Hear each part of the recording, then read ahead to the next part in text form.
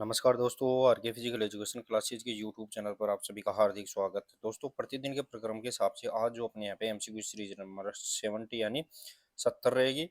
और चैनल पर पहली बार विजिट कर रहे हैं तो सभी लोग यहाँ पे आरके फिजिकल एजुकेशन क्लासेज को सब्सक्राइब कर ले और बेल आइकन को प्रेस कर ले ताकि आने वाली क्लासों का नोटिफिकेशन आपको मिलता रहे। दोस्तों, पर 9,999 क्वेश्चन का यहाँ पे प्रोग्राम चला रखा है, उसका यहाँ पे पार्ट नंबर 70 रहेगा। साथ ही में मॉर्निंग सेशन के अंदर भी अपन लगातार यहाँ पे थ्योरी क्लास लेने की कोशिश कर रहे हैं, बीच बीच में अपन बूस्टर डोज भी ले रहे हैं। तो आप अपनी तैयारी को शानदार और भी मजबूत करने के लिए हैं, लगातार आप चैनल से जुड़े रहे। एक बार सभी दोस्त क्लास को शेयर भी कर दे, लाइक कर दे, फिर अपन लगातार आगे बढ़ते हैं। देखिए दोस्तों, आज अपना यहाँ पे सीरीज नंबर 70 रहेगा। उसका यहाँ पे पहला क्वेश्चन देखिए दोस्तों, सीरीज नंबर 70 और उसका पहला क्वेश्चन है वो देखिए दोस्तों यहाँ पे कि कोहनी में निम्न गति होती है। कोहनी में यहाँ पे कौन सी गति होती है वो अपने को यहाँ पे बताना है दोस्तों। यहाँ पे कोहनी के जोड़ है, एल्बो जॉइंट है, उस पर कौन सा मूवमेंट यहाँ पे सबसे ज्यादा होता है वो अपने को यहाँ पे बताना है। एबडक्शन है, फ्लेक्शन है, एक्सटेंशन है, एडक्शन है, या ऑल ऑफ द अबव। अगर मेन देखा जाए, मेन रूपली यहाँ पे मेन अकॉर्डिंग देखे अपन क्वेश्चन नंबर यहाँ पे 1 के अंदर, तो कोने के जोड़ पे है वो यहाँ पे हिंज जॉइंट पाया जाता है, उसमें है वो यहाँ पे फ्लेक्शन वाली क्रिया और साथ ही में एक्सटेंशन वाली क्रिया यहाँ पे पाई जाती है। तो यहाँ पे question number 1 option number B correct answer रहेगा। फ्लेक्शन और एक्सटेंशन यानी संकुचन और प्रकुचन है वो यहाँ पे इसके अंदर यहाँ पे पाया जाता है। देखिए दोस्तों, यहाँ पे फैक्ट क्या दिया गया है, तो फैक्ट दिया गया है कि जो कोनी है उसमें हिंज जॉइंट पाया जा जोड़ है, जिसमें मुख्यतः अपन फ्लेक्शन, एक्सटेंशन, प्रोनेशन, सुपिनेशन ये सभी समूह है। साथ ही में दोस्तों यहाँ पे एडक्शन एबडक्शन है वो भी बहुत सीमित मात्रा में, सीमित मात्रा की बात कर रहे हैं अपन दोस्तों, वैल्यू से फ्लेक्शन और इसमें एक्सटेंशन यहाँ पे सबसे ज्यादा पाया जाता है। नेक्स्ट और आगे क्वेश्चन नंबर 2 देखे दोस्तों, क्वेश्चन नंबर 2 रहेगा वो देखे दोस्तों यहाँ पे कि उद्दीप्त होने पर छोटे तथा मोटे आकार में परिवर्तित होने की योग्यता निम्न कहलाती है।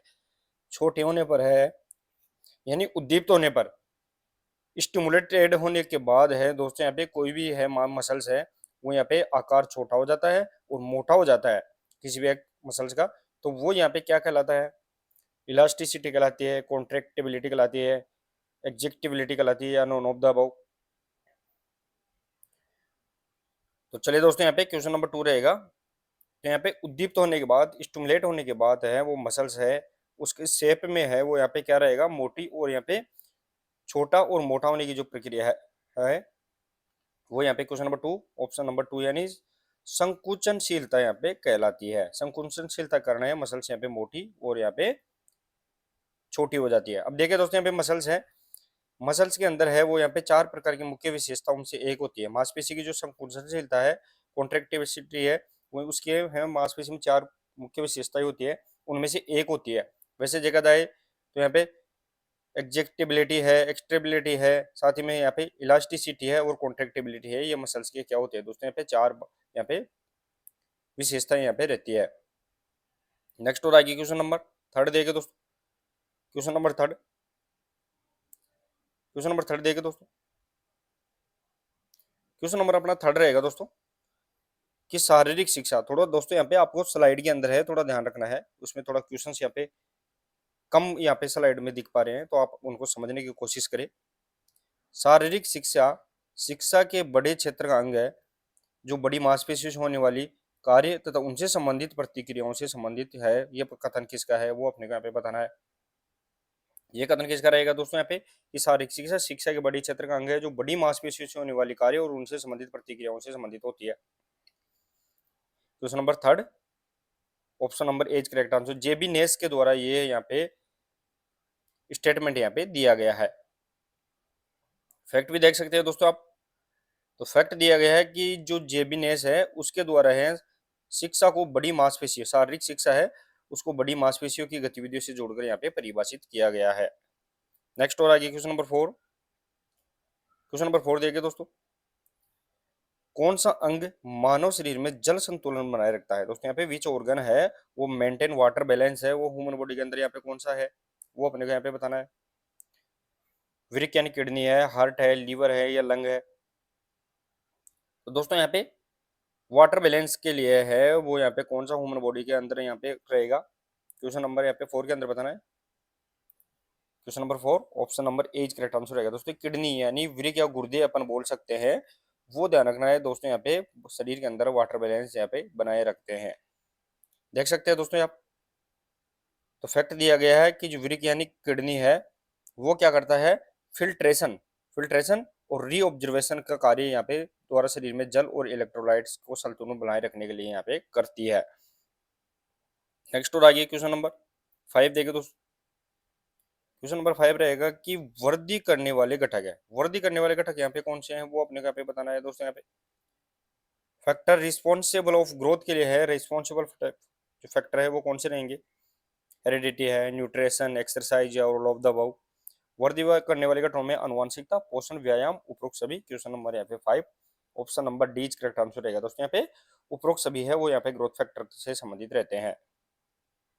देखिए दोस्तों, तो यहाँ पे दिया गया है कि वर्दी आनुवंशिकता, पोषण, व्यायाम और हार्मोन से प्रभावित यहाँ पे होती है।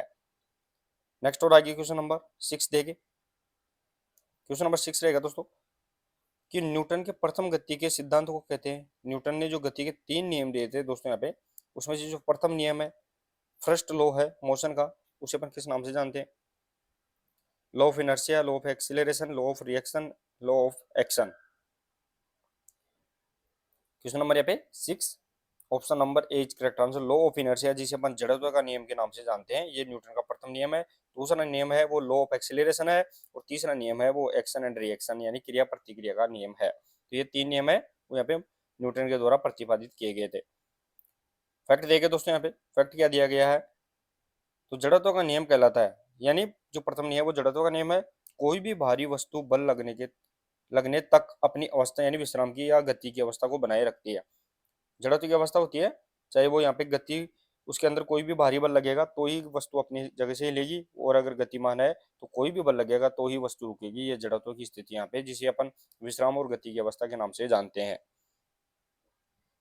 नेक्स्ट और आगे क्वेश्चन नंबर 7 देखे तो क्वेश्चन नंबर 7 रहेगा दोस्तों कि प्री स्कूल के बच्चों को, दोस्तों प्री स्कूल के बच्चों की बात कर रहे हैं अपन दोस्तों यहाँ पे, कि जो प्री स्कूल के बच्चों को किस आहार की अधिक आवश्यकता होती है, वो अपने यहाँ पे बताना है। प्री स्कूल के जो छोटे बच्चे होते हैं उनके आहार यानी डाइट के अंदर है वो यहाँ पे कौन से न्यूट्रिशन है वो सबसे ज्यादा जरूरत पड़ेगी, प्रोटीन, कार्बोहाइड्रेट, वसा या विटामिन। क्वेश्चन नंबर 7 के अंदर बताना है। Question number 7 option number A is correct answer है। प्रोटीन जिसे बॉडी बिल्डिंग आहार, दोस्तों इसे बॉडी बिल्डिंग आहार के नाम से भी जाना जाता है, इसे कंप्लीट आहार के नाम से जाना जाता है। तो ये प्रोटीन है बच्चों की डाइट के अंदर है सबसे ज्यादा अपने को यहाँ पे रखना चाहिए। देखिए दोस्तों, यहाँ पे प्रोटीन है वो बच्चों की तेज वर्दी और साथ ही में उत्तक निर्माण के लिए सबसे महत्वपूर्ण यहाँ पे होता है। नेक्स्ट और आगे क्वेश्चन नंबर 8। क्वेश्चन नंबर 8 देखिए दोस्तों, बॉल और सॉकेट जोड़ के चारों ओर गति को कहते हैं, वो कौन सी गति होती है जो बॉल एंड सॉकेट जोड़ के चारों ओर होती है। दोस्तों बॉल एंड सॉकेट की बात करें तो 360 डिग्री में बार बार बताता हूँ इस मामले में कि 360 डिग्री रोटेट यहाँ पे जॉइंट होता है, जो यहाँ पे जो अपना शोल्डर जॉइंट है साथ ही में हिप जॉइंट है, इनके अंदर यहाँ पे पाया जाता है। तो इसमें फ्लेक्शन और एक्सटेंशन क्रिया होती है, रोटेशन और सर्कमडेक्शन भी होता है, हाइपर एक्सटेंशन होता है। इसी के अंदर यहाँ पे सभी क्रियाएं यहाँ पे होती है। Question number 8 option number D correct answer यहाँ पे रहेगा। ठीक है दोस्तों, तो यहाँ पे बॉल एंड सॉकेट जोन है जो वो कंधा और कूला हिप्स के अंदर पाया जाता है, और बहु एक्सियल यानी मल्टी, यहाँ पे ध्यान रखना है दोस्तों, यहाँ पे मल्टी रोटेशन जॉइंट यहाँ पे रहता है, मल्टी एक्सियल जॉइंट होता है, और सभी प्रकार की गतियां इसके अंदर flexion, extension, abduction, adduction, rotation और सर्कमडक्शन यहाँ पे संभव होती है। नेक्स्ट और आगे क्वेश्चन नंबर 9। क्वेश्चन नंबर 9 देखे दोस्तों, ओलंपिक खेल कितने वर्षों के बाद करवाए जाते हैं। दोस्तों यहाँ पे ओलंपिक गेम्स है वो कितने वर्ष के बाद यहाँ पे कंडक्ट होते हैं, वो अपने यहाँ पे बताना है। 4 वर्ष बाद, 6 वर्ष बाद, 5 या 3 वर्ष बाद। तो दोस्तों जो ओलंपिक, जो आधुनिक ओलंपिक है 1896 के अंदर स्टार्ट हुए थे, वो ध्यान रखना है दोस्तों, यहाँ पे प्रत्येक 4 वर्ष के बाद है वो, यहाँ पे चाहे शीतकालीन हो और चाहे ग्रीष्मकालीन ओलंपिक हो, दोनों है वो प्रत्येक 4 वर्ष के बाद आफ्टर यहाँ पे 4 इयर्स के अंदर कंडक्ट करवाए जाते हैं। ऑप्शन नंबर यहाँ पे ए इज करेक्ट आंसर यहाँ पे रहने वाला है। तो देखिए दोस्तों, यहाँ पे चाहे ग्रीष्मकालीन हो और चाहे शीतकालीन ओलंपिक, दोनों है वो 4 वर्ष के बाद यहाँ पे आयोजित करवाए जाते हैं। नेक्स्ट और आगे क्वेश्चन नंबर 10।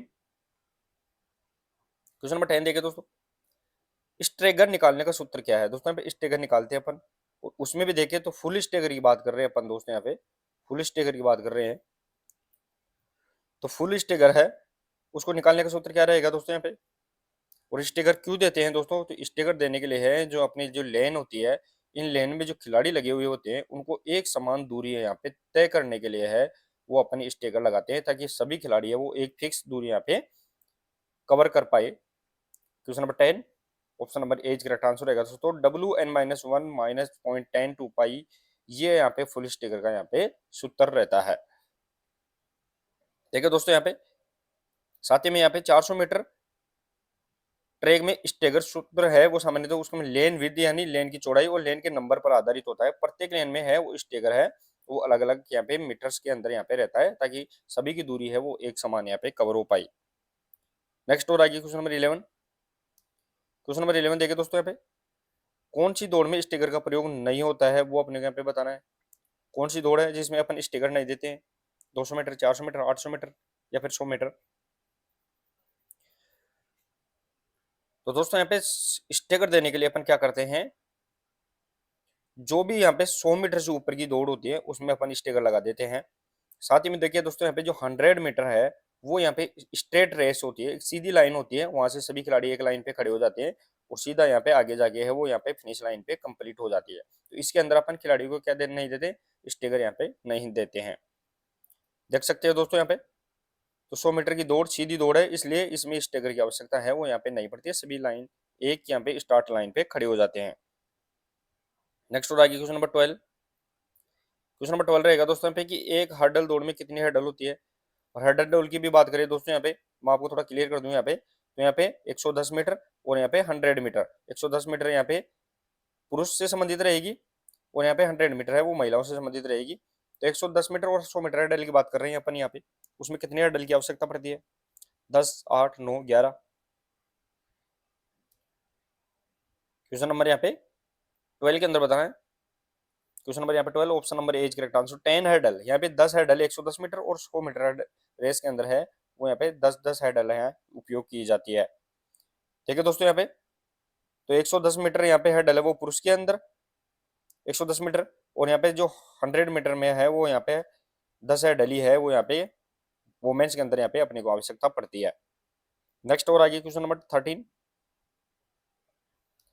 शारीरिक शिक्षा की शिक्षा में सबसे महत्वपूर्ण वस्तु क्या है। फिजिकल एजुकेशन की जो एजुकेशन है उसके अंदर है वो सबसे इंपॉर्टेंट यहाँ पे वस्तु कौन सी है वो अपने यहाँ पे बता रहा है। फिजिकल एजुकेशन की बात कर रहे हैं अपन दोस्तों, शारीरिक शिक्षा के अंदर है वो यहाँ पे सबसे अच्छी वस्तु यहाँ पे कौन सी रहेगी, क्लासरूम है, स्पेस यानी स्थान है, प्ले ग्राउंड या फील्ड है, छत है। तो दोस्तों इजीली आपको समझ में आ गया होगा कि फिजिकल एजुकेशन में सबसे इंपॉर्टेंट ही अपने को क्या रहता है दोस्तों, यहाँ पे ग्राउंड या फील्ड सबसे इंपॉर्टेंट रहता है। क्वेश्चन नंबर यहाँ पे 13 option number C is correct answer यहाँ पे रहने वाला है। फैक्ट भी देख सकते हैं दोस्तों आप, शारीरिक शिक्षा के व्यवहार के पक्ष में देखें तो मैदान है वो सबसे आवश्यक होता है, बिना मैदान के अपन फिजिकल एजुकेशन का यहाँ पे कोई इंपॉर्टेंस नहीं रहता है। नेक्स्ट है क्वेश्चन नंबर 14। क्वेश्चन नंबर 14 रहेगा दोस्तों यहाँ पे कि रिले रेस में एक्सचेंज जोन की दूरी कितनी होती है। रिले रेस की बात कर रहे हैं और उसमें जो बैटन एक्सचेंज जोन होता है दोस्तों यहाँ पे उसकी यहाँ पे दूरी कितनी रहती है वो अपने यहाँ पे बताना है, बैटन एक्सचेंज जोन की दूरी। अब दोस्तों जो रिले रेस होती है उस रिले रेस की अपन बात करें तो उसके अंदर यहाँ पे 10 मीटर है वो एक्सेलरेशन जोन होता है और यहाँ पे आगे है वो 20 मीटर है वो यहाँ पे क्या रहता है, बैटन एक्सचेंज जोन रहता है। लेकिन प्रेजेंट यहाँ पे अकॉर्डिंग टू रूल देखिए नया AIFI के, तो यहाँ पे 30 मीटर में है वो यहाँ पर टोटल यहाँ पे एक्सचेंज कर सकते हैं। पहले है 10 मीटर यहाँ पे एक्सीलरेशन और 20 मीटर बैटन एक्सचेंज जोन होता है। तो अकॉर्डिंग टू ऑप्शन देखिए अपन यहाँ पे तो 20 मीटर है वो बैटन एक्सचेंज जोन में यहाँ पे रहता है। फैक्ट भी देख सकते हैं दोस्तों आप, तो यहाँ पे 4 × 100 और 4 × 400 मीटर जो रिले में बैटन एक्सचेंज जोन होता है वो यहाँ पे 20 मीटर का लंबा यहाँ पे बैटन एक्सचेंज जोन होता है। अकॉर्डिंग टू न्यू रूल्स के अंदर है वो 10 + 20, 20 + 10 यहाँ पे टोटल है वो 30 मीटर में भी अपन यहाँ पे कर सकते हैं। नेक्स्ट और आगे क्वेश्चन नंबर 15। क्वेश्चन नंबर 15 देखिए दोस्तों यहाँ पे VO2 मैक्स में सुधार लाया जा सकता है। VO2 मैक्स की बात कर रहे हैं दोस्तों, इसको कैसे इंप्रूव कर सकते हैं वो अपने को बताना है, एक्सरसाइज के द्वारा, रेस्ट के द्वारा, कॉन्फिडेंस के द्वारा या फिर वेटिंग के द्वारा। इजीली समझ में आ जाएगा दोस्तों। VO2 मैक्स की बात कर रहे हैं अपन, VO2 मैक्स यहाँ पे वेलोसिटी होती है दोस्तों यहाँ पे जो कार्डियक यहाँ पे रेस्पिरेटरी सिस्टम है उससे संबंधित है। क्वेश्चन नंबर यहाँ पे 15 option number A is correct answer रहेगा दोस्तों यहाँ पे कि जो व्यायाम एक्सरसाइज के द्वारा अपन यहाँ पे VO2 मैक्स इंप्रूव यहाँ पे कर सकते हैं। फैक्ट देखिए दोस्तों यहाँ पे, तो VO2 मैक्स एरोबिक व्यायाम से बढ़ाया जा सकता है, यानी जो ऑक्सीकृत व्यायाम होती है, एक्सरसाइज होती है, उससे अपन इंप्रूव यहाँ पे कर सकते हैं। नेक्स्ट हो रहा है क्वेश्चन नंबर 16। क्वेश्चन नंबर 16 रहेगा दोस्तों यहाँ पे कि तुरंत ऊर्जा प्रदान करता है दोस्तों, विच प्रोवाइड इमीडिएट एनर्जी है वो यहाँ पे कौन करता है, मसल्स को यहाँ तुरंत ऊर्जा है वो कौन देता है, वो अपने को यहाँ पे बताना है। ग्लूकोज देता है, एटीपी, ग्लाइकोजन, अमीनो एसिड। तो यहाँ पे मसल्स को इमीडिएट है दोस्तों, यहाँ पे तुरंत ऊर्जा है, रिच सोर्स ऑफ एनर्जी रहेगी, वो ध्यान रखना है दोस्तों। यहाँ पे question number 16 option number A correct answer रहेगा। ग्लूकोज है वो तुरंत ऊर्जा है वो प्रदान करता है। नेक्स्ट और आगे क्वेश्चन नंबर 17 देगा दोस्तों। क्वेश्चन नंबर 17 रहेगा, ऐसा अंग जो बाइल नामक स्राव बनाता है दोस्तों, विच ऑर्गन प्रोडक्ट बाइल है वो अपने को यहाँ पे बताना है। बाइल जूस है वो कौन यहाँ पे सीक्रेट करता है, हार्ट, लंग्स, लीवर या नॉन ऑफ दीज। दोस्तों यहाँ पे प्रतिदिन है वो 1.5 लीटर, ध्यान रखना 1.5 लीटर है वो यहाँ पे बाइल जूस निकलता है, और किसके द्वारा निकाला जाता है दोस्तों यहाँ पे, तो जो लीवर होता है, लीवर के द्वारा है वो यहाँ पे बाइल जूस यहाँ पे गोल ब्लेडर के अंदर यहाँ पे जाता है। तो ये गोल ब्लेडर के अंदर है प्रतिदिन 1.5 लीटर यहाँ पे बाइल जूस पित्त रस निकलता है, जो वसा का पाइसीकरण, इमलसीकरण यहाँ पे करता है। Question number 17 option number C correct answer रहेगा दोस्तों यहाँ पे। यकृत या लीवर जो शरीर की सबसे बड़ी यहाँ पे ग्लैंड भी होती है, ये भी अपने को यहाँ पे याद रखना है। ठीक है दोस्तों यहाँ पे, तो यकृत बाइल या पित्त बनाता है, जो वसा का क्या करता है, पाचन करता है, डाइजेस्ट यहाँ पे करता है। नेक्स्ट और आगे क्वेश्चन नंबर 18। क्वेश्चन नंबर 18 देखिए दोस्तों, इंसुलिन किसके द्वारा बनाया जाता है दोस्तों, यहाँ पे इंसुलिन जो हार्मोन है वो किसके द्वारा प्रोडक्ट होता है, वो अपने को यहाँ पे बताना है। इंसुलिन क्या है दोस्तों यहाँ पे, तो हार्मोन है दोस्तों, ये अपने को यहाँ पे ध्यान रखना है। इंसुलिन हार्मोन होता है, इसकी कमी से अगर देखा जाए तो दोस्तों यहाँ पे क्या हो जाता है, इंसुलिन की अगर कमी हो जाती है तो ब्लड के अंदर यहाँ पे शुगर लेवल बढ़ जाता है, और वो अपने यहाँ पे डायबिटीज यहाँ पे मेलिटस यहाँ पे रोग हो जाता है। तो यहाँ पे इंसुलिन है। क्वेश्चन नंबर यहाँ पे 18 ऑप्शन नंबर यहाँ पे बीज करेक्ट आंसर रहेगा दोस्तों। पेनक्रियाज यानी जिसे अपन अग्नाशय ग्रंथि के नाम से जानते हैं, और ये मिक्स ग्लैंड यानी हेटेरोक्राइन है, जिसमें अंतःस्रावी और बहिस्रावी दोनों यहाँ पे, अंतःस्रावी के अंदर यहाँ पे हार्मोन और बहिस्रावी के अंदर इसमें एंजाइम यहाँ पे निकलते हैं। तो देखिए दोस्तों यहाँ पे क्वेश्चन नंबर 18 ऑप्शन नंबर बीज करेक्ट आंसर यहाँ पे रहेगा। फैक्ट भी देख सकते हैं दोस्तों आप कि अग्नाशय पेनक्रियाज जो है वो बीटा सेल्स के द्वारा यहाँ पे इंसुलिन बनाती है। अग्नाशय के अंदर है वो एल्फा, बीटा और डेल्टा, ये इसके अंदर सेल्स पाई जाती है, तो बीटा सेल्स से है वो इंसुलिन का प्रोडक्ट यहाँ पे होता है। नेक्स्ट और आगे क्वेश्चन नंबर 19। क्वेश्चन नंबर 19 देखे दोस्तों यहाँ पे कि तेज मसल फाइबर होती है, फर्स्ट मसल फाइबर की बात करें दोस्तों यहाँ पे, जिसे अपन एफटीएफ के नाम से जानते हैं दोस्तों यहाँ पे, फास्ट ट्विच फाइबर, इसे अपन व्हाइट फाइबर के नाम से भी जानते हैं दोस्तों यहाँ पे। ये स्पीड जितनी भी क्रियाएं होती है स्पीड लेवल की, उनके अंदर यहाँ पे सबसे ज्यादा यूज किया जाता है। तो question number 19 option number as correct answer यहाँ पे सफेद muscle fibre, white muscle fibre, जिसे फर्स्ट ट्विच फाइबर के नाम से जानते हैं, और इसके अंदर है वो स्पीड लेवल की क्रियाएं इसके अंदर यहाँ पे आयोजित की जाती है। ठीक है दोस्तों यहाँ पे, तो सफेद फाइबर होते हैं फास्ट ट्विच फाइबर, वो गति और शक्ति के लिए सबसे ज्यादा, स्पीड और स्ट्रेंथ के लिए सबसे ज्यादा है, पावर के लिए यूज किए जाते हैं। नेक्स्ट और आगे क्वेश्चन नंबर 20। क्वेश्चन नंबर 20 देखे दोस्तों यहाँ पे कि मनोविज्ञान को दर्शाता, मनोविज्ञान को दर्शाता है, क्या दर्शाता है मनोविज्ञान, वो अपने यहाँ पे बताना है। शरीर के कार्य, हवा की गतिविधि, शरीर की बनावट या व्यवहार। इजी रहेगा दोस्तों यहाँ पे question number 20 option number D correct answer रहेगा दोस्तों। मनोविज्ञान है वो व्यवहार को दर्शाता है, और जो यह व्यवहारवाद के जनक है वो यहाँ पे वाटसन इससे संबंधित रहने वाले हैं।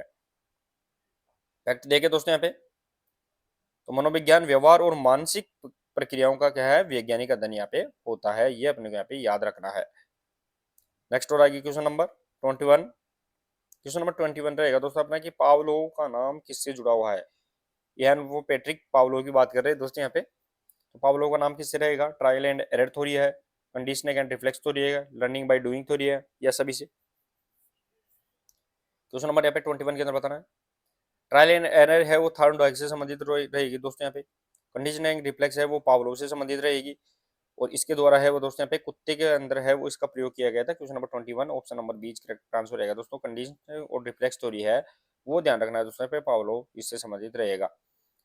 फैक्ट देख सकते हैं दोस्तों, इवान पावलोव है वो शास्त्रीय अनुबंधन है वो क्लासिकल कंडीशनिंग थ्योरी है वो उसके लिए यहाँ पे प्रसिद्ध है। नेक्स्ट और आगे क्वेश्चन नंबर 22।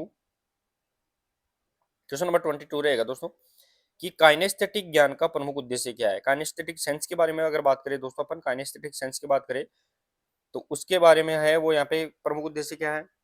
काइनेस्थेटिक सेंस है दोस्तों यहाँ पे जॉइंट्स हैं उनके अंदर यहाँ पे पाया जाता है, जिसे अपन प्रोप्रियोसेप्टिव न्यूरोमस्कुलर फैसिलिटेशन के नाम से जानते हैं। प्रोप्रियोसेप्टिव न्यूरोमस्कुलर फैसिलिटेशन है, पीएनएस है, उसके अंदर यहाँ पे पाया जाता है। और ये क्या होता है दोस्तों, यहाँ पे सूझ एक अंदर है, मांसपेशियों के अंदर एक ऑटोमेटिक है, वो एक सूझ और शक्ति है, समझ है। जैसे अपन हवा में बॉल होती है और अपन दूर से डाई लगा के अपनी सेंस शक्ति को विकसित करे, डाई लगा के बॉल को कैच लेते हैं, तो वो काइनेस्थेटिक सेंसर रहता है। क्वेश्चन नंबर यहाँ पे 22 option number C correct answer रहेगा दोस्तों। यहाँ पे व्यक्तिगत पृष्ठ पोषण है, यानी पर्सनल इंटरेक्टिव फीडबैक रहेगा यहाँ पे। Question number 22 option number C correct answer यहाँ पे रहने वाला है। अब देखिए दोस्तों, तो काइनेस्टिक सेंस संवेदना शरीर की स्थिति और गति का आंतरिक जानकारी देती है। ये गति और स्थिति का आंतरिक जानकारी है जो अपने को यहाँ पे देती है। नेक्स्ट और आगे क्वेश्चन नंबर देखिए दोस्तों, यहाँ पे क्वेश्चन नंबर 23। अधिगम के वंशानुगत घटक कौन से हैं दोस्तों। Heredity components of learning included है, वो अपने को यहाँ पे बताना है। अधिगम के वंशानुगत घटक कौन से रहेंगे। लंबाई, वजन, शारीरिक बनावट, आवाज, सभी।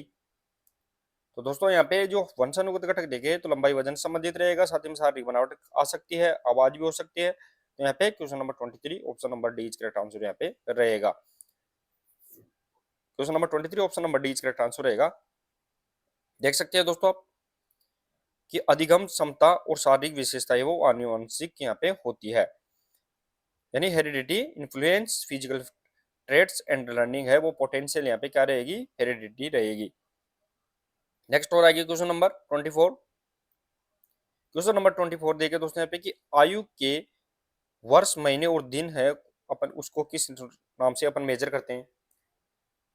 दोस्तों आयु को मेजर करने के यहाँ पे कितनी प्रकार के यहाँ पे रहे थे, तो 4 प्रकार से अपन आयु को मेजर कर सकते हैं, जिसमें एनाटॉमिकल हो गया, फिजियोलॉजिकल हो गया, साथ ही दोस्तों क्रोनोलॉजिकल हो गया, और दूसरा यहाँ पे लास्ट है वो यहाँ पे एनाटॉमिकल, फिजियोलॉजिकल, क्रोनोलॉजिकल, और लास्ट में है वो दोस्तों यहाँ पे जो चौथा प्रकार है उसे अपन मेंटल के नाम से जानते हैं, मानसिक आयु के नाम से जानते हैं।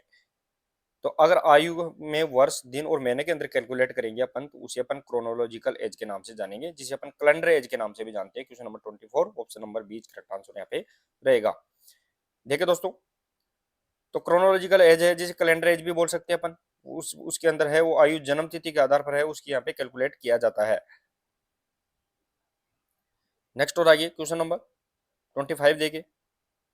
क्वेश्चन नंबर 25 रहेगा दोस्तों कि सभी अंतर्राष्ट्रीय स्पर्धा है वो किसके अंतर्गत आती है, यानी ऑल इंटरनेशनल स्पोर्ट्स कंपटीशन है वो किसके अंडर रहते हैं। आईओए, आईएएफ है, या फिर एएएफ है, या आईओसी है। तो दोस्तों अगर देखा जाए तो सभी अंतर्राष्ट्रीय जो स्पर्धाएं होती है उनका सबसे बड़ा आयोजन है वो किसके अंडर होता है, तो आईओसी के अंदर यहाँ पे आयोजन होता है। इंटरनेशनल ओलंपिक कमेटी है उसके अंदर है इनका आयोजन यहाँ पे होता है, जिसकी स्थापना यहाँ पे 1894 के अंदर यहाँ पे की गई थी। फैक्ट देख सकते हैं दोस्तों यहाँ पे। तो फैक्ट देखने के लिए यहाँ देखिए दोस्तों यहाँ पे कि जो आईओसी इंटरनेशनल ओलंपिक कमेटी है, ओलंपिक संबंधित अंतर्राष्ट्रीय खेल है उनका आयोजन करवाने के लिए इंटरनेशनल यहाँ पे निकाय है, फेडरेशन है। नेक्स्ट और आगे क्वेश्चन नंबर 26। एथलेटिक्स में प्रथम पद्मश्री किसको दिया गया था। दोस्तों यहाँ पे एथलेटिक्स की बात कर रहे हैं अपन, उसके अंदर है वो प्रथम पद्मश्री पुरस्कार है वो किसको दिया गया था, अवार्ड दिया गया था। पीटी उषा है, मिल्खा सिंह है, बहादुर सिंह है, ये इनमें से कोई नहीं। पद्मश्री की बात कर रहे हैं दोस्तों अपन। क्वेश्चन नंबर यहाँ पे 26 के अंदर बताना है। Question number 26 option number B correct answer Milkha Singh है दोस्तों, उसको ध्यान रखना है दोस्तों। यहाँ पे एथलेटिक्स के अंदर पहला पहला है वो यहाँ पे पद्मश्री अवार्ड दिया गया था। देखिए दोस्तों यहाँ पे तो कब दिया गया था, तो मिल्खा सिंह को है वो 1959 में एथलेटिक्स के लिए है वो पद्मश्री अवार्ड है वो यहाँ पे प्रदान किया गया था। नेक्स्ट और आगे क्वेश्चन नंबर 27। क्वेश्चन नंबर 27 रहेगा दोस्तों कि पहली भारतीय महिला जिसने एथलेटिक्स में है वो यहाँ पे गोल्ड मेडल जीता है, वो अपने को यहाँ पे बताना है कि पहली भारतीय महिला है जिसने एथलेटिक्स के अंदर गोल्ड मेडल जीता है। अपने पिछली 1-2 प्रश्न उत्तरों के अंदर भी, एमसीक्यू सीरीज के अंदर भी इसको डाला था दोस्तों। तो यहाँ पे पीटी उषा है, साइना इब्राहिम है, कमलजीत संधू है, ये इनमें से कोई नहीं। क्वेश्चन नंबर यहाँ पे 27 की तरफ बताना है। Option number C correct answer रहेगा दोस्तों। कमलजीत संधू है वो प्रथम भारतीय महिला एथलीट है जिसने गोल्ड मेडल जीता था। उसने है वो 1970 के अंदर यहाँ पे एशियाई खेलों के अंदर है वो यहाँ पे गोल्ड मेडल प्राप्त किया था। तो देख सकते हो दोस्तों यहाँ पे कमलजीत संधू ने 1970 एशियन गेम्स के अंदर है वो 400 मीटर के अंदर है वो गोल्ड मेडल यहाँ पे जीता था। ये अपने को यहाँ पे याद रखना है। नेक्स्ट हो आगे क्वेश्चन नंबर 28 देखिए दोस्तों।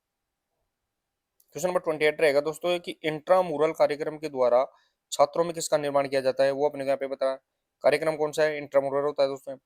दो प्रकार के कार्यक्रम यहाँ पे ध्यान रखना है, इंट्रामुरल और एक होता है यहाँ पे एक्स्ट्रा मूरल। तो ये भी अपने को ध्यान रखना, एक्स्ट्रा मूरल में दो संस्थाओं के बीच में यहाँ पे कार्यक्रम आयोजित होता है और इंट्रामुरल के अंदर है एक ही संस्था के अंदर है वो यहाँ पे कार्यक्रम आयोजित होता है।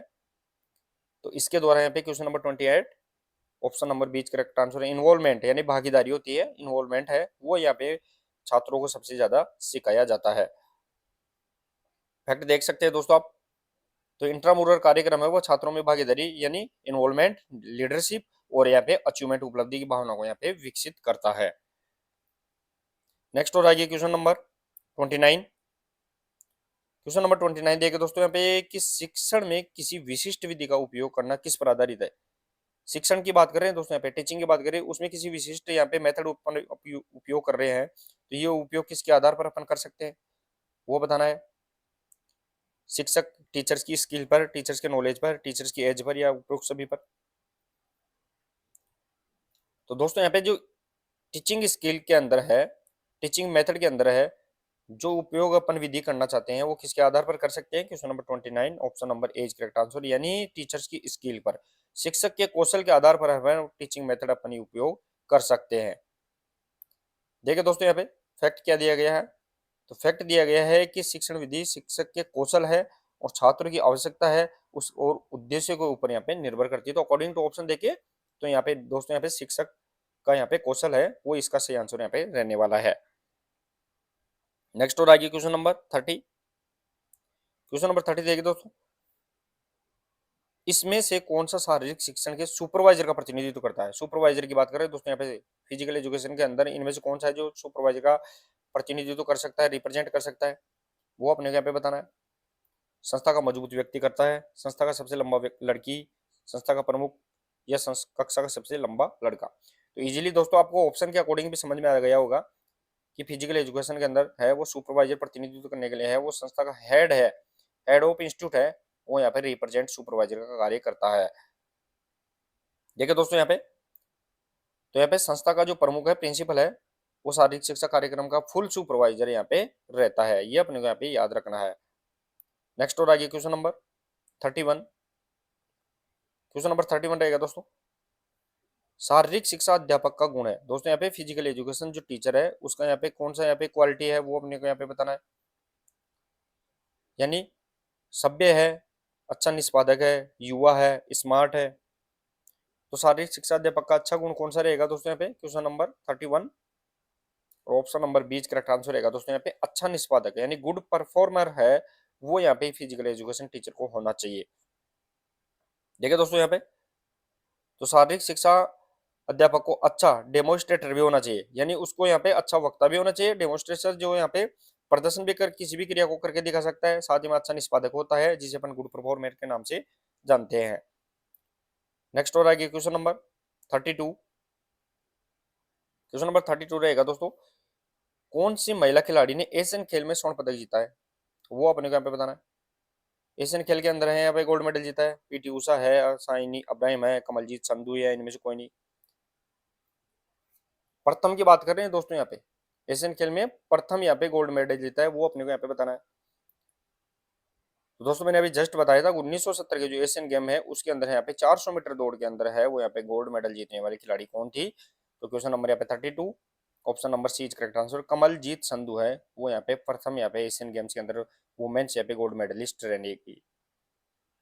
अब देखिए दोस्तों यहाँ पे तो कमलजीत संधू 1970 के एशियन गेम्स के अंदर प्रथम महिला है जिसने गोल्ड मेडल यहाँ पे जीता था और उसने है वो 400 मीटर इवेंट्स के अंदर यहाँ पे गोल्ड मेडल जीता था। नेक्स्ट और आगे क्वेश्चन नंबर 33। क्वेश्चन नंबर 33 देखिए दोस्तों, सीखने का सिद्धांत आधारित है। द थ्योरी ऑफ लर्निंग है वो किसके ऊपर बेस रहेगी वो अपने यहाँ पे बताना है। जियो और जीने दो, करो या मरो, प्रयत्न और भूल या इनमें से कोई नहीं, इजीली समझ में आ जाएगा दोस्तों। अगर थोड़ा बहुत भी आपने ट्रायल एंड एरर थ्योरी के बारे में पढ़ा है तो आप बिल्कुल देखते ही हैं वो अपना यहाँ पे ऑप्शन यहाँ पे सही क्लिक कर सकते हैं। Question number 33 option number C is correct answer. Trial and error theory सीखने का जो सिद्धांत है वो प्रयास और भूल के सिद्धांत पर यहाँ पे रहने वाला है, और इसके जनक यहाँ पे एडवर्ड ली थॉर्नडाइक है, वो इसके यहाँ पे प्रतिपादक रहेंगे। देखिए दोस्तों यहाँ पे थॉर्नडाइक है, वो थॉर्नडाइक ध्यान रखना दोस्तों, यहाँ पे प्रयास प्रयत्न और भूल जिसे अपन ट्रायल एंड एरर सिद्धांत बोलते हैं उसका अब अधिगम का यहाँ पे आधार है। नेक्स्ट और आइए क्वेश्चन नंबर 34 देखिए दोस्तों। 34 रहेगा कि अध्यापक छात्र से एक पृष्ठ में कहानी लिखने के लिए कहकर किस शैक्षिक उद्देश्य को मापने हेतु प्रयास कर रहा है। अपने दोबारा से देखिए दोस्तों, यहाँ पे अध्यापक क्या कर रहा है, तो छात्र को एक पृष्ठ में कहानी लिखने के लिए कह रहा है, और ये कहकर वो कौन सी शैक्षिक उद्देश्य का मापन या मेजर करने का प्रयास कर रहा है उस छात्र के लिए, वो अपने यहाँ पे बताना है। नॉलेज को चेक कर रहा है, या फिर उसका यहाँ पे कंप्रेशन को चेक कर रहा है, एप्लीकेशन चेक कर रहा है, या एनालिसिस चेक कर रहा है। तो एक छात्र को एक पेज देके है और उसको यहाँ पे कहानी लिखने के लिए कह रहा है, और फिर उसकी यहाँ पे कौन सी शैक्षिक उद्देश्य का मापन करने का प्रयास कर रहा है। क्वेश्चन नंबर यहाँ पे 34 option number B correct answer. अवबोध कंप्रेशन का यहाँ पे चेक करने का यहाँ पे कार्य कर रहा है, यानी बालक का अवबोध यहाँ पे चेक कर रहा है। अब देखिए दोस्तों इसके अंदर क्या होता है, तो कहानी लिखना है वो कंप्रेशन और क्रिएटिव एक्सप्रेशन यहाँ पे रहता है, और जिसका मेजर करने के लिए वो यहाँ पे टीचर है वो अवबोध का यहाँ पे सबसे ज्यादा चेक करता है। नेक्स्ट और आगे क्वेश्चन नंबर 35 देखिए दोस्तों। स्वादिष्ट वस्तु देखकर मुंह में पानी आना क्रिया है। अगर कोई स्वादिष्ट वस्तु अपने को दिखती है और अपने मुंह के अंदर यहाँ पे पानी आ जाता है, सलाइवा यहाँ पे सीक्रेशन हो जाता है, यानी लार ग्रंथि अपना लार स्राव कर देती है, तो ये कौन सी यहाँ पे क्रिया है, मूल प्रत्यावर्ती क्रिया है, सहज क्रिया है, समवेगात्मक क्रिया है, या प्रक्रिया है। तो दोस्तों ये कंडीशनिंग थ्योरी की बात कर रहे हैं, एसआर स्टिमुलेटिंग रेस्पॉन्स थ्योरी है, एसआर थ्योरी है, पावलोव से संबंधित है। उसके अंदर देखें तो ये अनकंडीशनिंग रिफ्लेक्स है, यानी सहज क्रिया होती है। क्वेश्चन नंबर यहाँ पे 35 ऑप्शन नंबर यहाँ पे बीच करेक्ट आंसर यहाँ पे रहेगा। देखिए दोस्तों यहाँ पे तो ये पावलोव के सहज प्रतिवर्ती यानी अनकंडीशनिंग रिफ्लेक्स थ्योरी है, उसका उदाहरण यहाँ पे मान सकते हैं। नेक्स्ट और आगे क्वेश्चन नंबर 36 देखिए दोस्तों। अनुकरण को कहा जा सकता है, दोस्तों यहाँ पे इमिटेशन है, उसको अपन किस नाम से जान सकते हैं।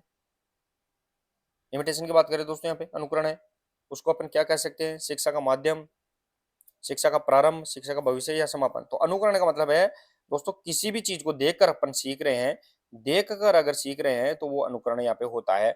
और अनुकरण है वो कौन सी क्रिया होती है, तो यहाँ पे शिक्षा का आरंभ है, प्रारंभ है, वो अपने माना जाता है। Question number 36 option number B is correct answer यहाँ पे रहेगा। शिक्षा का आरंभ यानी सीखना है वो अनुकरण की क्रिया के अंदर यहाँ पे आता है। देखिए दोस्तों यहाँ पे तो अनुकरण इमिटेशन है वो बच्चों में सीखने की प्रारंभिक विधि मानी जाती है, बच्चे हैं वो अनुकरण करके या देख के सीखते हैं। नेक्स्ट और आगे क्वेश्चन नंबर 37। क्वेश्चन नंबर 37 रहेगा दोस्तों यहाँ पे कि अर्जित गुणों के हस्तांतरण का प्रयोग मैकडूगल ने किया है। दोस्तों यहाँ पे अर्जित गुणों के हस्तांतरण का प्रयोग है वो मैकडूगल ने किसके ऊपर किया है, वो अपने को यहाँ पे बताना है। किसके ऊपर किया है, मटर के दानों के ऊपर, चूहों पर, कुत्तों पर, या बिल्लियों के ऊपर। क्लास को भी सभी दोस्त शेयर करते रहे, शेयर और लाइक ज्यादा से ज्यादा करते रहे सभी दोस्त। क्वेश्चन नंबर यहाँ पे 37 रहेगा, और ऑप्शन नंबर बीच करेक्ट आंसर है यहाँ पे चूहों के ऊपर ध्यान रखना है दोस्तों। यहाँ पे अर्जित गुणों के स्थानांतरण का प्रयोग मैकडूगल के द्वारा यहाँ पे ट्रायल के रूप में किया गया था। तो देखा दोस्तों यहाँ पे मैकडूगल ने है वो चूहों पर अर्जित गुणों के वंशानुक्रम का परीक्षण यहाँ पे किया था, यानी जो हेरिडिटी है उसके संबंधित है वो मैकडूगल ने यहाँ पे इनहेरिटेंस का यहाँ पे प्रयोग किया था। नेक्स्ट और आगे क्वेश्चन नंबर 38 रहेगा कि हम अपने कार्यों को छोटे छोटे भागों में विभाजित करते हैं, तो ये नियम है, कौन सा नियम है वो अपने यहाँ पे बताना है। कोई कार्य है और कार्य को अपन डिवाइड करके हैं वो छोटे छोटे भागों में कर लेते हैं, तो उसे अपन किस नाम से जानते हैं। बहु प्रतिक्रिया का नियम, आत्मीकरण का नियम, संतोष का नियम, आंशिक क्रिया का नियम। क्वेश्चन नंबर 38 के अंदर बताना है।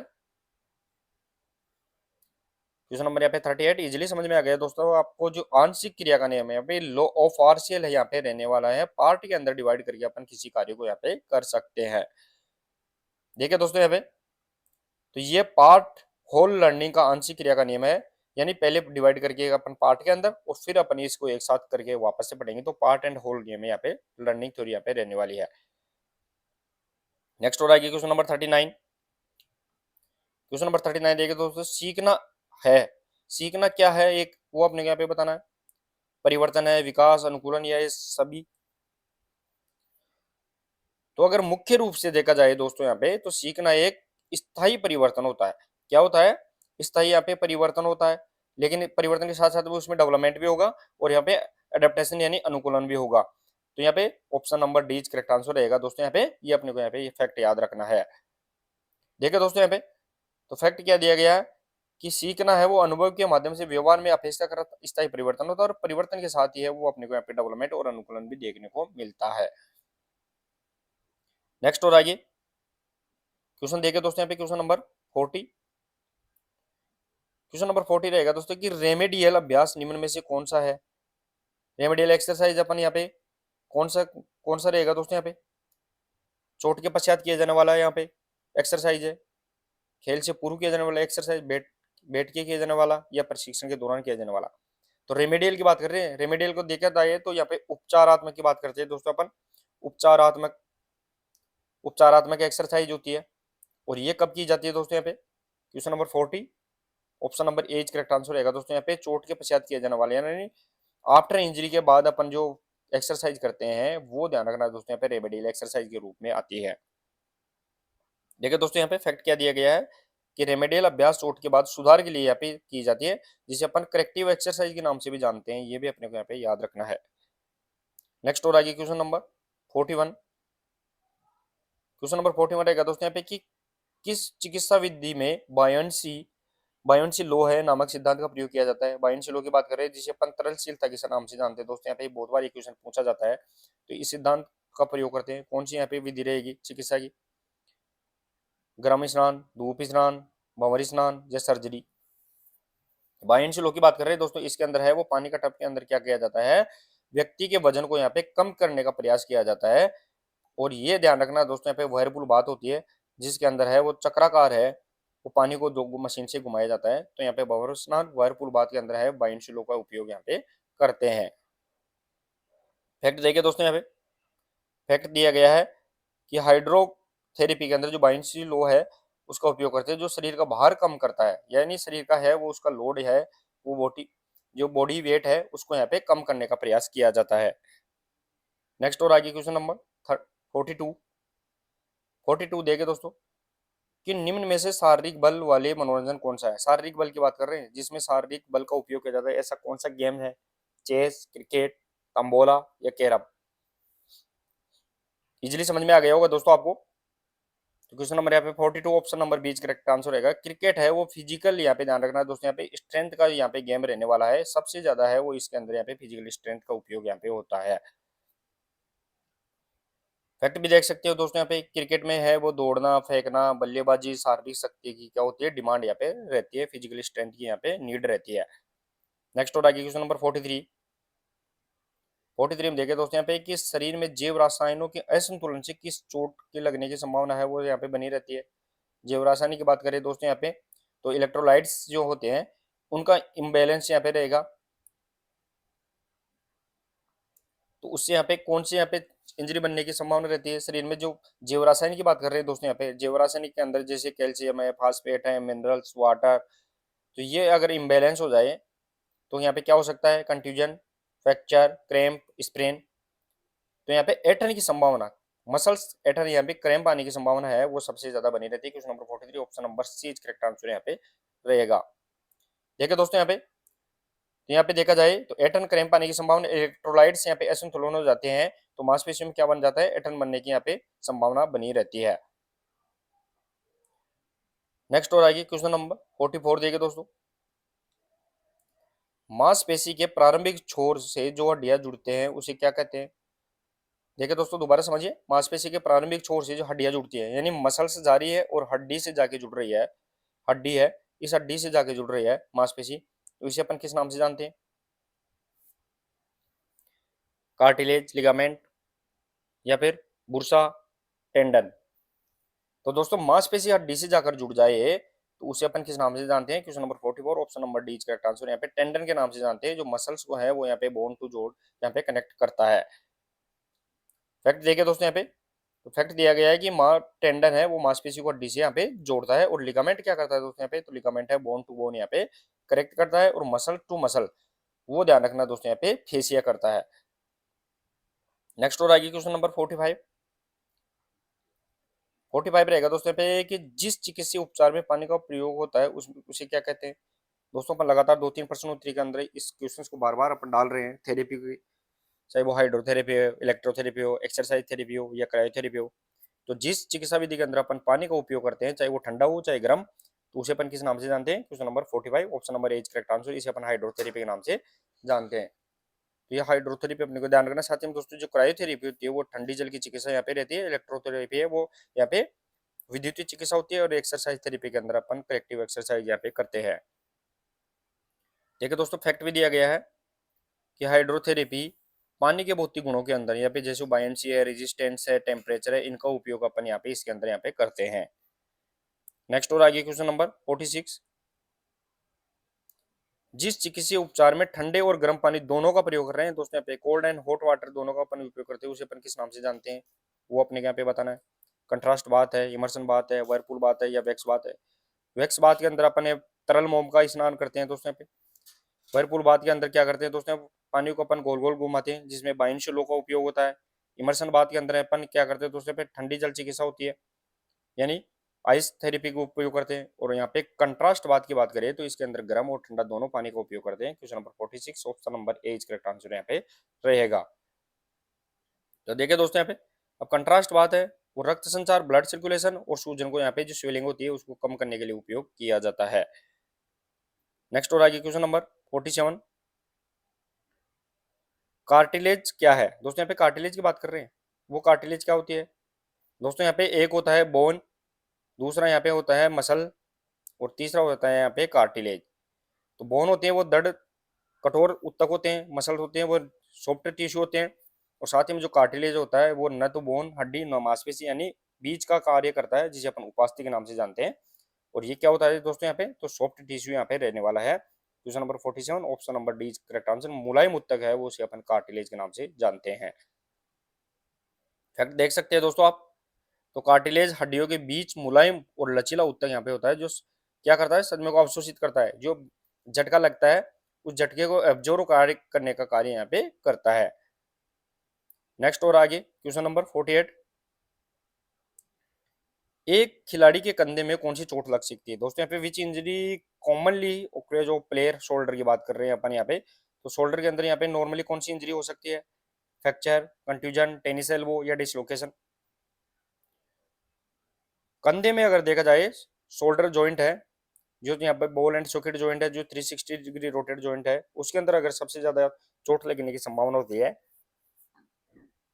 तो यहाँ पे कौन सी रहेगी दोस्तों? Question number 48 option number D correct answer. Dislocation, यानी जिसे अपन विस्थापन के नाम से जानते हैं। इसके अंदर हड्डी होती है, हुमरस हड्डी है वो, यानी पेक्टोरल गर्डल है, उसके अंदर से यहाँ पे निकल के आ जाती है। ठीक है दोस्तों, यहाँ पे तो कंधे में जो डिसलोकेशन यानी जोड़ का जो खिसकना है वो बहुत आम चोट, नॉर्मल चोट यहाँ पे मानी जाती है। नेक्स्ट नेक्स्ट और आगे क्वेश्चन नंबर 49। क्वेश्चन नंबर 49 देखे दोस्तों कि क्रिकेट की बॉल का मैदान पर फेंका जाए और वह कुछ समय पश्चात जाके रुक जाती है, तो वो किसके कारण यहाँ पे रुकती है? गुरुत्वाकर्षण बल के कारण, घर्षण बल के कारण, हवा के प्रतिरोध बल के कारण, या उपरोक्त सभी कारण? तो दोस्तों जो बॉल है वो आगे तक जाती जाती यहाँ पे रुक जाती है लास्ट में जाके, तो वो किसके कारण यहाँ पे होती है? क्वेश्चन नंबर यहाँ पे 49 option number D correct answer रहेगा दोस्तों। यहाँ पे कि इसके ऊपर यहाँ पे गुरुत्वाकर्षण बल भी कार्य कर रहा है, घर्षण बल फ्रिक्शन फोर्स लग रहा है, और हवा का प्रतिरोध एवं रेजिस्टेंस फोर्स इसके ऊपर यहाँ पे कार्य कर रहा है। देखो दोस्तों यहाँ पे तो गेंद रुकने का गुरुत्वाकर्षण, फ्रिक्शन और रेजिस्टेंस ऑफ एयर है वो यहाँ पे तीनों की तीनों भूमिका यहाँ पे निभा रहे हैं।